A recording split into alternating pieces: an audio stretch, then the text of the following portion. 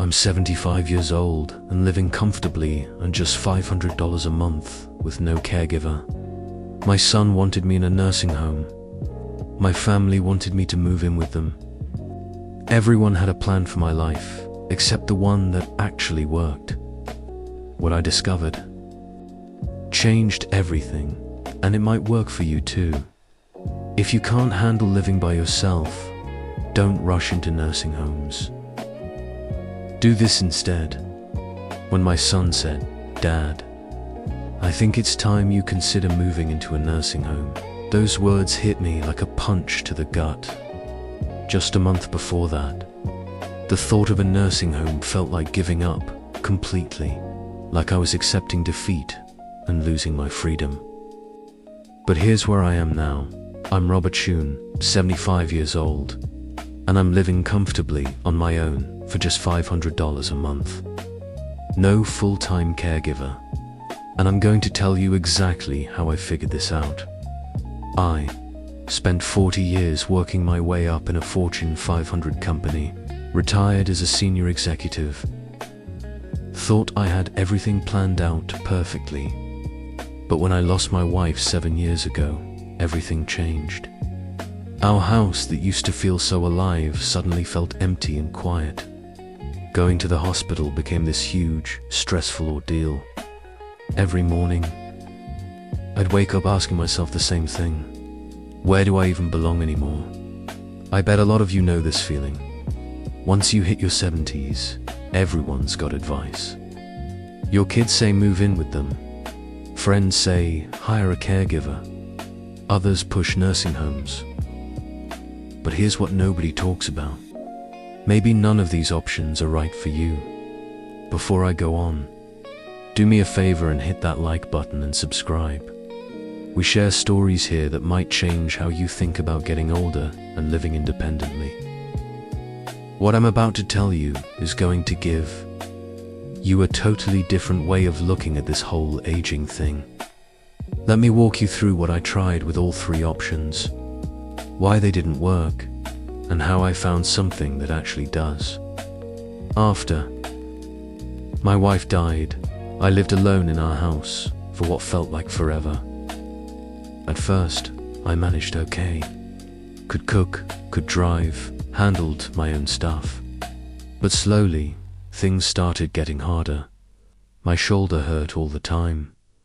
Going down the stairs made me nervous. My legs felt shaky.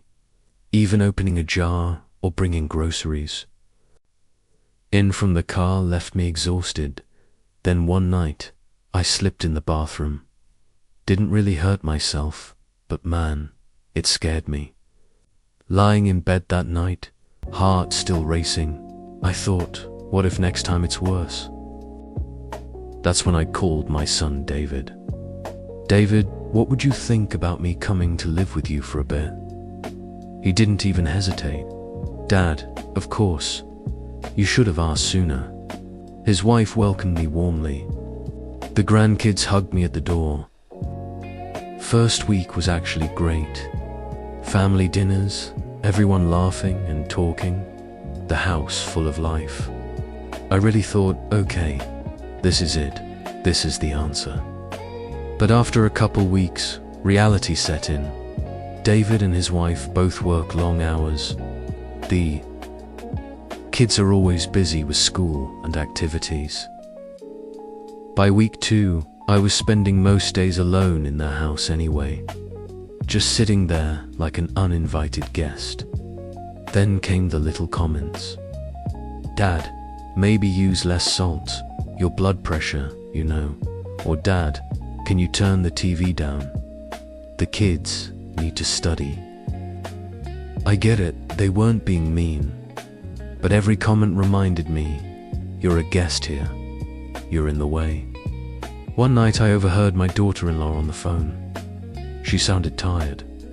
I know it's the right thing to do, but honestly, it's exhausting. I can't even run to the store without worrying. And he gets so quiet when we leave, you can tell he feels left out. That broke my heart. Right then I realized, living with family doesn't fix loneliness. Sometimes it makes it worse because you're surrounded by people, but still feel invisible. Someone once commented online, and it really stuck with me. Living with your kids sounds nice, but everyone needs their own space. It's better to stay independent, as long as you can. They were right. After 3 months, I told David I was moving back home. He was worried about my safety, but I stood my ground. I needed my own space. Didn't want to be a burden anymore.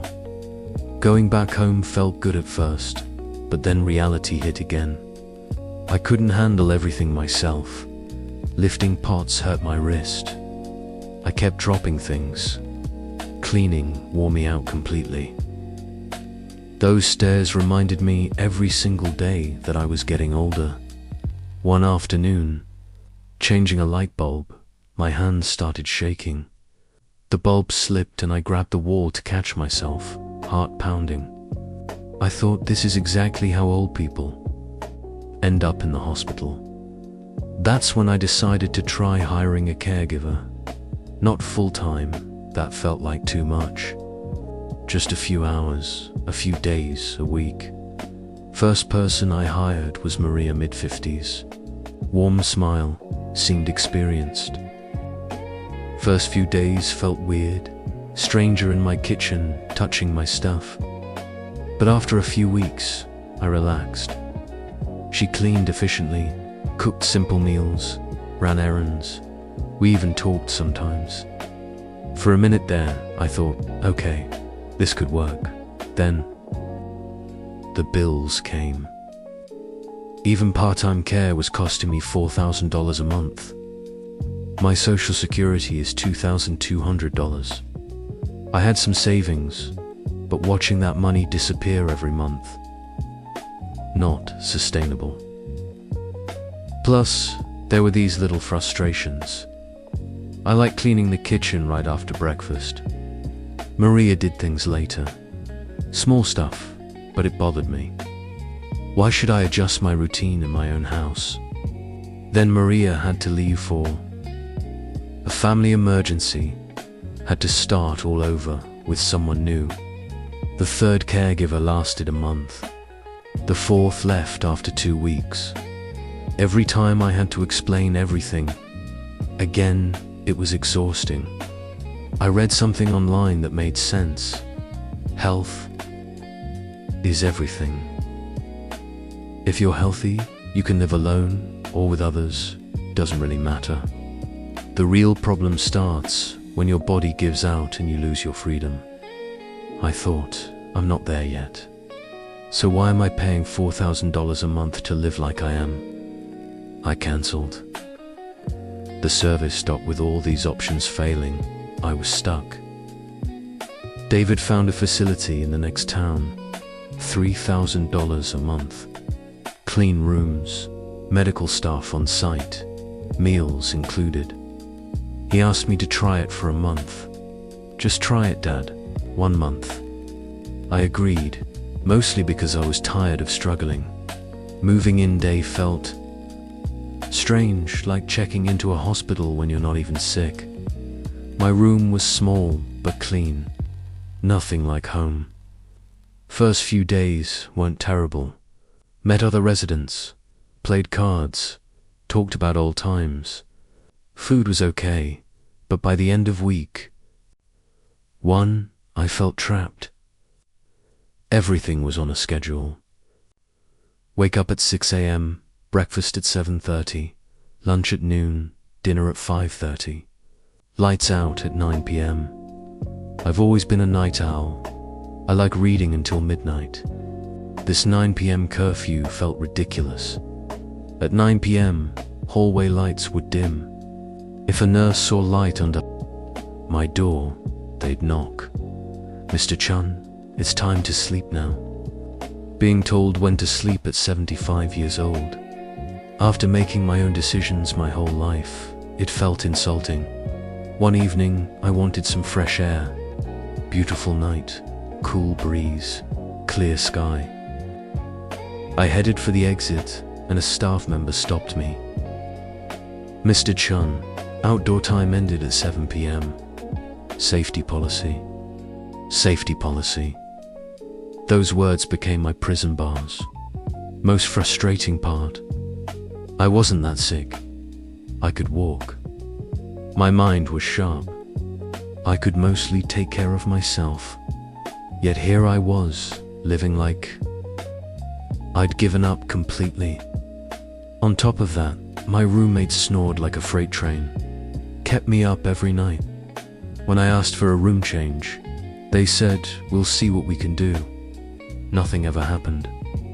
After 3 weeks, I called David. "I'm leaving. Dad, you said you'd give it a month. I can't do it anymore. This isn't living. I'd rather struggle at home than be comfortable in a cage."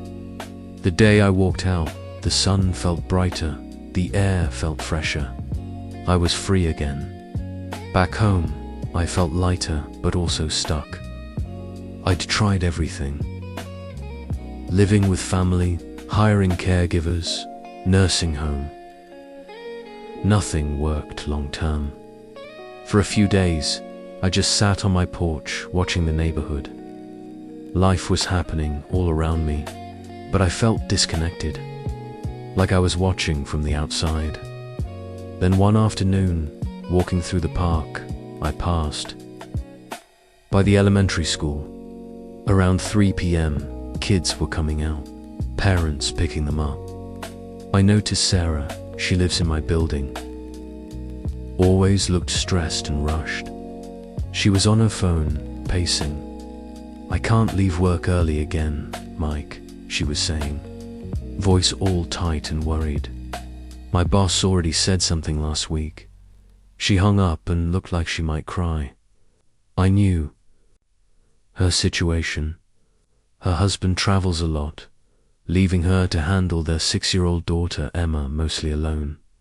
I walked over without thinking. "Excuse me, Sarah, if you need someone to pick up your daughter, I'd be happy to help." She looked shocked. "Oh, I couldn't ask you to do that. You're not asking. I'm offering. I walk past here every day anyway." "Are you sure?" "I'm sure." "What's her name?" "Emma. 1st grade. I'll be here at 3 tomorrow." And that's how it all started. Next day, I picked up Emma. Walking home, she talked non-stop about her day, her teacher, her friends. When Sarah got home at 5, she knocked on my door with a plate of food. I made extra dinner. "Please take this." I tried to refuse. "You don't need to do this, Sarah. Mr. Chun, you're helping me. Let me help you." What started as one favor became a routine. I'd pick up Emma every day, and Sarah would often leave me dinner. But it became more than just an exchange. Sarah's husband fixed my leaky faucet when he was home. Sarah helped me figure out online bill payments. Emma drew pictures of us walking together, always with a big sun in the corner, and taped them to my door. One evening, Sarah got emotional. "You know, Robert, you've really changed our lives. I was drowning before you came along." I smiled. "You've changed mine too, Sarah." I forgot what it felt like to be needed, to matter. And that was the key. I didn't need someone to take care of me. I needed to feel like I still mattered, like I could still contribute. Someone once commented online, "It's not about living with family or alone. The real key is staying healthy and building a community around yourself." Whoever wrote that really got it. Now, let me be clear. I'm not saying everyone should do exactly what I did. Your situation might be different. Maybe you have bigger health issues than me. Maybe living with your kids actually works great for you. There's no one-size-fits-all answer to getting older. But here's what I learned. First, you don't have to choose between total independence and total dependence. There's a middle ground. You can accept help without giving up your freedom. You can contribute without draining yourself. Second, community beats money. I spent $4,000 a month on caregivers and still felt lonely. Now, I spend around $500 a month and feel more connected than I have in years. Why? Because money buys services, but it doesn't buy relationships. Sarah doesn't help me because she's paid. She helps because I help her. That's different. Third, you still have something valuable to offer. For years, I thought being old made me useless. Thought I was slowing down, couldn't contribute anymore. Turns out I had plenty to offer. I have time. I have experience. I can walk a 6-year-old home from school. I can listen when someone needs to talk. Age doesn't make you worthless. It just changes what you have to give. Fourth, getting older doesn't mean life is over. Helping Sarah and her family reminded me my life isn't over. It's just different. I'm not climbing the corporate ladder anymore, but I'm still here. I still matter. Today, I'm living on my own terms. Sarah and her family have dinner with me. Twice a week, Emma still makes drawings for me. I've started helping other neighbors too. We've realized we're all in this together. Some people ask, but what happens when you get really sick? Fair question. Maybe one day I'll need more help. Maybe I'll have to revisit those traditional options. But right now, I'm living. And when that day comes, I'll handle it the same way. Find what works for me instead of just doing what everyone expects. If you're watching this, thinking about your own future, wondering what to do when living alone gets too hard, here's my answer. Don't assume the conventional paths are your only options. Look around your community. Ask yourself, what do I still have to offer? Who around me could use what I have? Maybe you're good with kids. Maybe you're good with finances. Maybe you're just a good listener. Someone once commented and got it exactly right. The main thing is always health. If you take care of your health, everything else gets easier. They're right. Taking care of your physical health is your foundation. But beyond that, build real relationships. Not just because you might need help later, but because life is richer when you're connected to others. I'm 75 years old. I live alone, but I'm not lonely. I'm not sitting around waiting for the day I can't manage anymore. I'm living fully right. Now, on my own terms. If this story connected with you, hit that like button, subscribe to the channel, and share it. Leave a comment below what's your plan for your golden years. I'd love to hear from you. Thanks for watching. And remember, your best years might still be ahead of you.